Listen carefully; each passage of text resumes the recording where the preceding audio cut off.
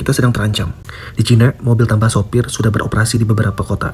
Nggak hanya itu, Cina resmi meluncurkan taksi terbang tanpa pilot. Untuk di sektor kesehatan, mereka sudah lebih dahulu mendiagnosis penyakit secara otomatis. Bahkan mereka punya model AI selevel ChatGPT. Nggak kalah canggih dari ChatGPT. Persaingan antara Amerika dan Cina semakin panas. Udah biarin aja, gak ngaruh di perut gue. Orang urus. Orang goblok emang gak akan peduli. Yang terpenting, dia cari duit dan bisa makan, ngisi perutnya. Teknologi sedang berlari.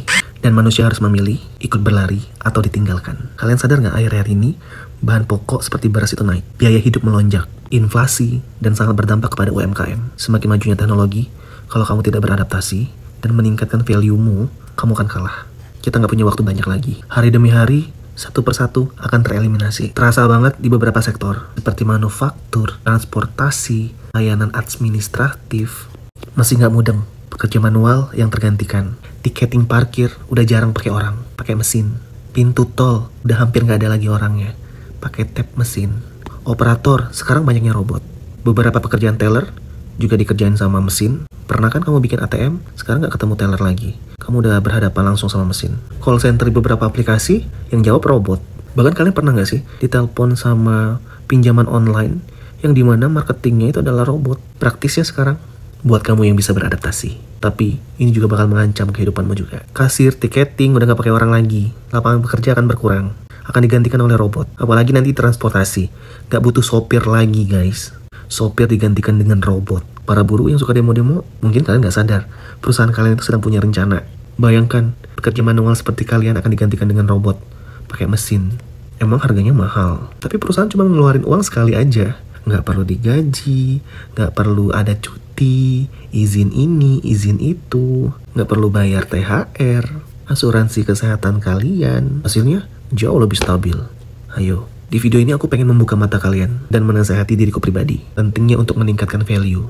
Stop leha-leha, scroll-scroll yang gak jelas. Kita gak punya banyak waktu guys. Kalau kalian suka denger podcast-podcast yang ngebahas tentang perkembangan zaman, kita masih ada waktu sekitar 5-10 tahun. Udah siap belum kamu? Udah punya apa aja? Udah ngapain aja? Kira-kira skill kamu dibutuhkan gak buat di masa depan? Apakah skill kamu yang dimiliki sekarang bisa tergantikan oleh AI? Mulai stop ngurusin urusan orang lain. Fokus sama diri sendiri. Tingkatkan value dirimu. Apa yang mesti kamu pelajari, lakukanlah sekarang. Persiapkan buat masa depanmu, keluargamu, anak cucumu. Ingat, kita nggak punya banyak waktu. 5-10 tahun. Bahkan mungkin kalau di negara-negara maju, 2030 udah kelihatan banget guys. Seleksi alam itu pasti terjadi. Kita manusia harus lebih hebat dari apa yang manusia ciptakan. Kalau teknologi semakin canggih, kamu harus bisa menjadi manusia yang mengontrol teknologi. Makanya, banyak yang bilang nanti akan ada 2 golongan, yang atas sama yang bawah, nggak ada yang menengah. Perekonomian kita sekarang sedang tidak baik. Rupiah kita aja semakin melemah dari USD. Buat kamu yang sekarang sudah mempunyai pekerjaan, syukuri. Jangan lupa selalu tingkatkan value dirimu. Berikan selalu yang terbaik. Bangun benteng yang kokoh buat dirimu dan keluargamu. Pendidikan itu penting. Beri pendidikan yang layak buat anak-anakmu. Kalian lihat anak-anak di Cina, bahkan di negara lain. Mereka seperti ini.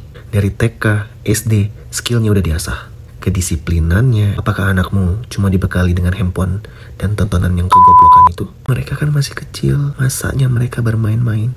Ya, manage waktu mereka. Kamu sebagai orang tua udah tahu gimana pola parentingnya pada anak-anak kalian. Bahkan aku pernah lihat podcast anak kecil yang masih kecil tapi usahanya banyak. Terus dia bilang, emang aku udah mutusin lebih baik aku kehilangan masa kecil aku daripada aku kehilangan masa depan aku. dia mah anak orang kaya kok. Walaupun orang tuanya Raja Fir'aun sekalipun, kalau tidak bisa mendidik anak megang berapa miliar USD pun akan jadi tai. Bangun, bikin perubahan. Karena untuk berubah, kamu harus melangkah. Bagaimana persiapanmu untuk masa depan? Komen di bawah.